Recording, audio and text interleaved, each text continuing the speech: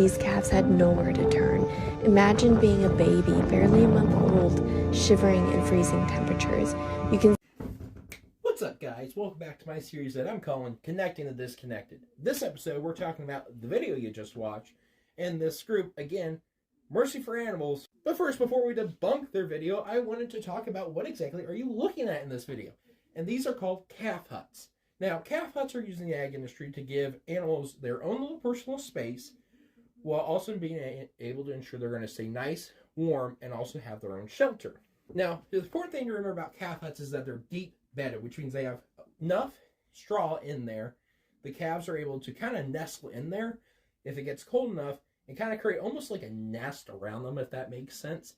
And the other part of it is that calf huts allow the animal to go both outside and inside, so they have access going to both outside their calf hut, but also able to go inside and stay nice and warm. The other thing I wanted to point out about this, and some people don't realize about cattle, is cattle are ruminant animals.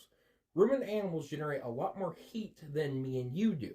And with that, combine that with the thicker coat that cattle have, and yes, even babies have a thicker coat, they are able to stay a lot warmer than you and me. So those are things I want to point out. These are calf huts. These are nice areas for them to stay nice and warm and dry in, while also allowing them to access outside. Now I want to talk about some of the untrue claims this video is claiming, and I also want to point out to you guys, the point of the series is to educate people, not attack them. So, Mercy for Animals, if you're watching this, it's not to attack you, it's to educate.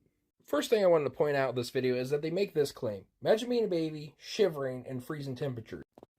If you look really hard, and I'm keep playing this video on repeat, that animal is not shivering. And this just proves my point that between the thick coat, the thick fur, and having the calf huts deep bedded, this animal is staying warm.